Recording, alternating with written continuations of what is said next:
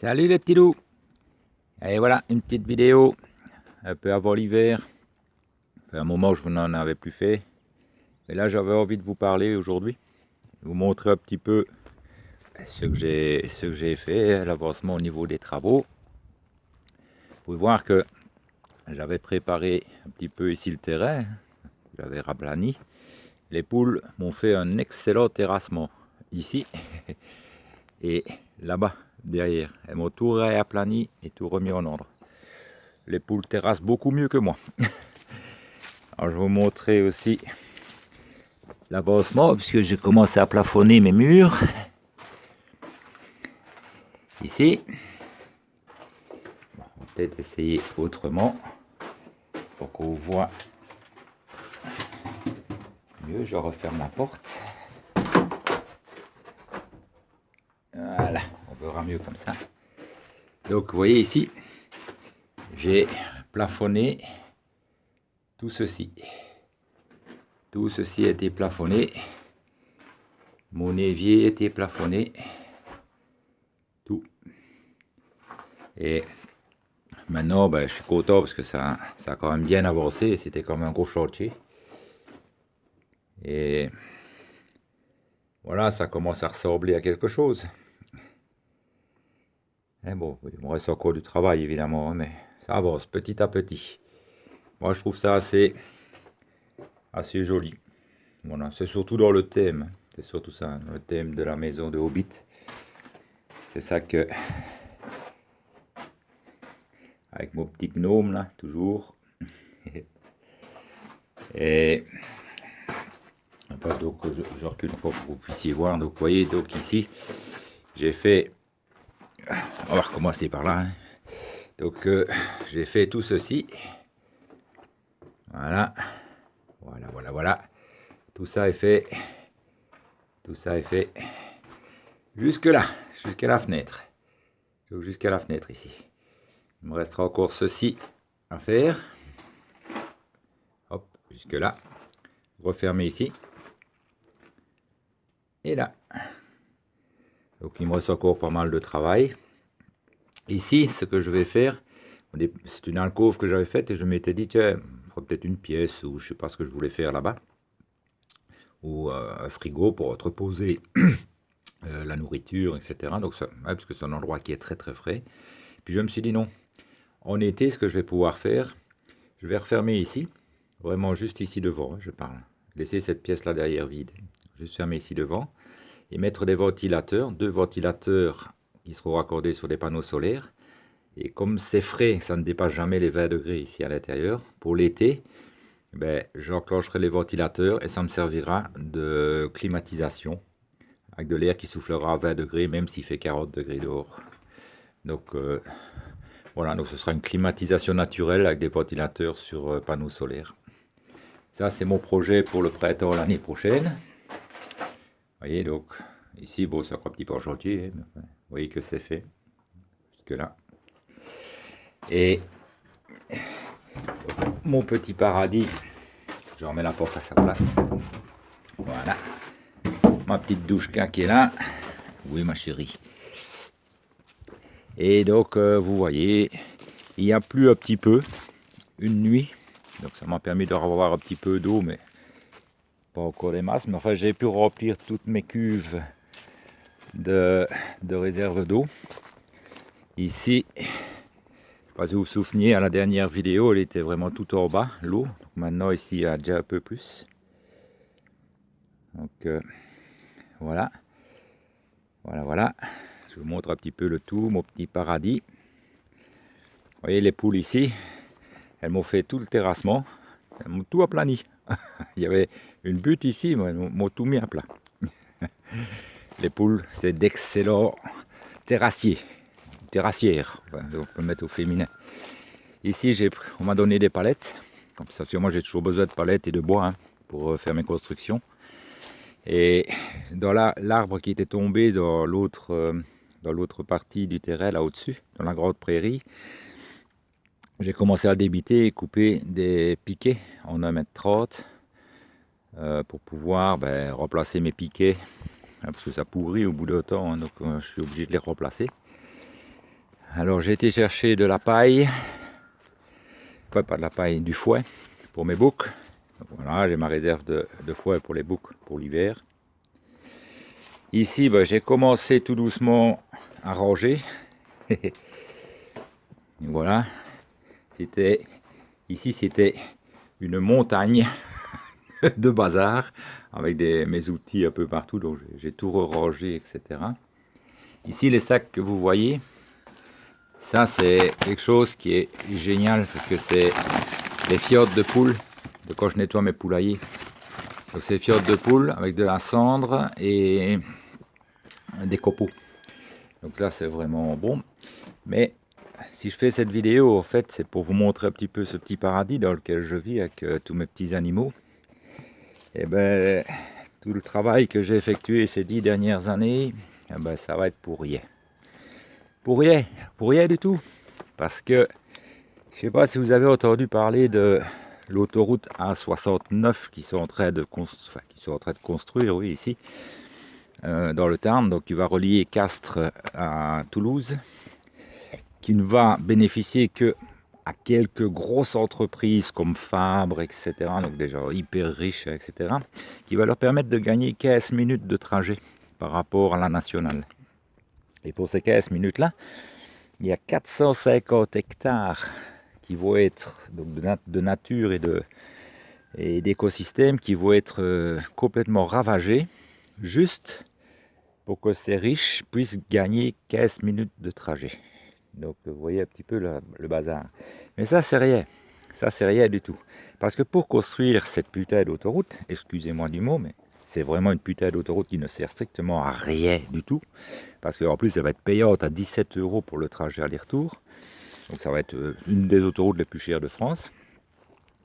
Et pour pouvoir la construire, eh ben oui, ils vont mettre des usines à béton, ils vont mettre, ici à Puylaurens, ils vont mettre donc à 3 km exactement à cet endroit-là, là, derrière, 3 km à vol d'oiseau, une usine à bitume, pour bitumer l'autoroute, bien entendu.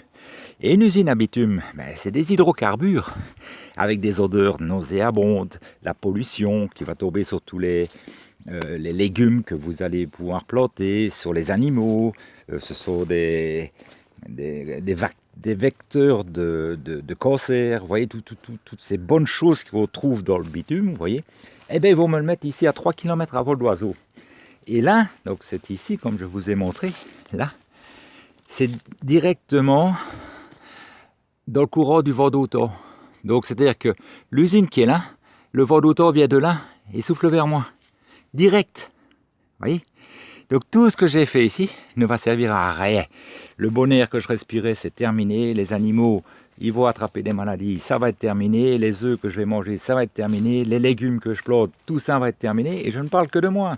Parce qu'il y a tous les gens. Parce qu'ici, sur Puylaurens, c'est vraiment une zone très agricole où il y a pas mal d'agriculteurs qui cultivent donc, pour nourrir un petit peu les gens. Enfin, il n'y a pas que, il y en a partout, mais je vais dire, c'est quand même une grande zone agricole ici.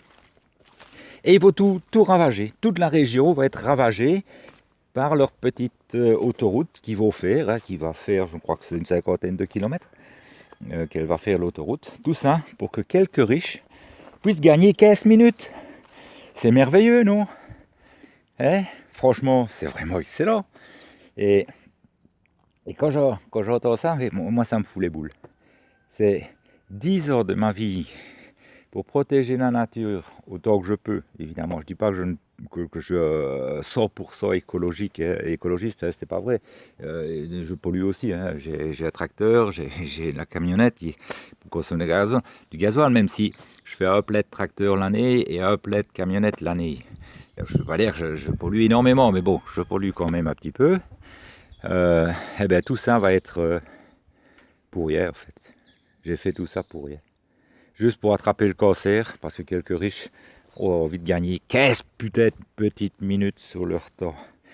Alors, c'est un petit message aussi pour les plus jeunes, puisque bon, moi, aller au front, je ne cours plus assez vite. Je vais dire que pour aller au front, pour aller dans les ZAD et les zones à défendre, mais il y a des choses qui se sont déjà passées dans le temps. Il faut vous dire une chose, c'est que la nature, elle a toujours été plus forte que l'homme. Et ça, tout le monde est d'accord avec ça. Et dans le temps, il y avait déjà eu ce genre de choses. Bon, c'était pas du bitume à ce moment-là, c'était des contrôles au niveau du pouvoir, etc. Et il y avait des gens qui se battaient avec des fourches et des bâtons contre des gens en face qui étaient avec des fusils et des canons. Évidemment, c'était perdu d'avance. Mais les gens qui avaient des fourches n'étaient pas si idiots que ça. Ils savaient que la nature était plus forte que l'être humain. Et plutôt que d'aller mettre leur vie en danger avec leurs fourches, ce qu'ils avaient fait, c'est utiliser la nature pour que ce soit la nature qui se défende contre ces gens-là. Et ça, c'est beaucoup plus intelligent. Par exemple, j'ai été vérifié, voir si c'était vrai, évidemment, mais effectivement, c'est comme ça que ça se passait. Les agriculteurs et tout ça, tous les gueux, là, tout ça, et les moins curieux, comme ils nous appellent, les gens qui ont encore le bloc, qui puent de la gueule à Paris, et bien, ces gens-là, les agriculteurs, ils s'étaient dit, tiens, en été, ils avaient attrapé des nids de guêpes. Il n'existait pas encore des frelons asiatiques à ce moment-là. Donc ils avaient attrapé des nids de guêpes et les avaient balancés sur les gens en face. L'équivalent des Robocop qu'on a maintenant ici. Ils avaient balancé ça. Et c'est les guêpes qui faisaient le travail.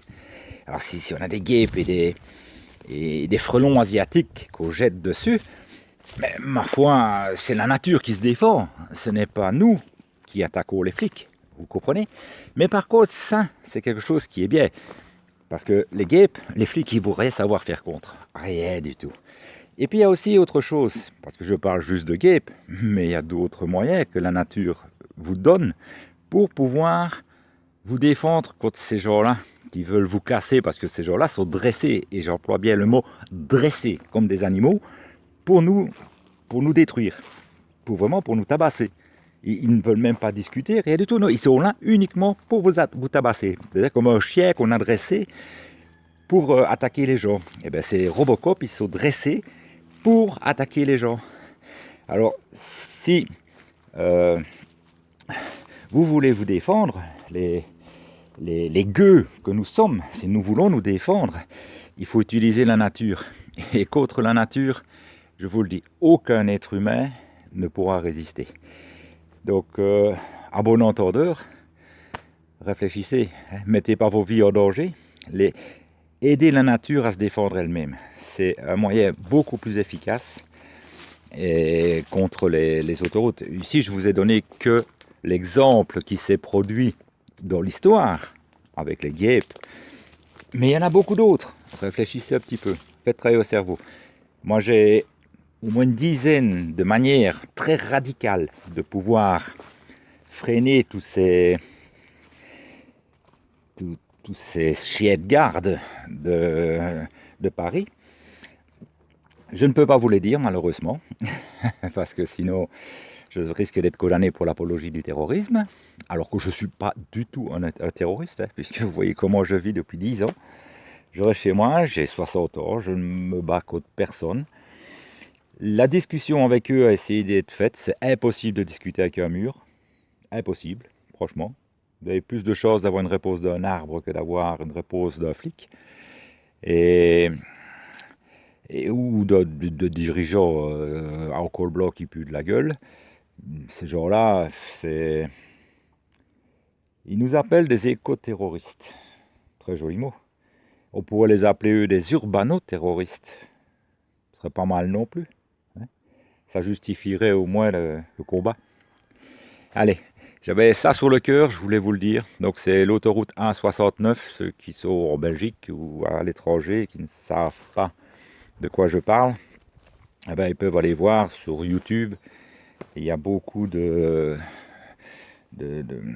vidéos qui ont été faites, etc. Et vous verrez un petit peu quelle est la position des élites avec ces hordes d'animaux sauvages qui viennent nous tabasser, parce que je n'appelle même plus ça des êtres humains, les Robocop, ce sont des animaux sauvages qui viennent uniquement pour casser, pour tuer, pour tabasser.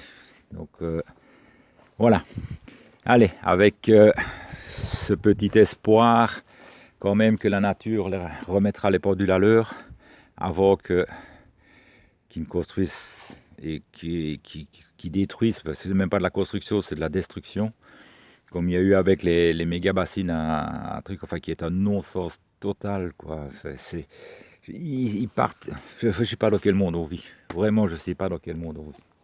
Allez, je vous fais un gros bisou à tous, passez une excellente journée et je vais essayer de trouver d'autres solutions.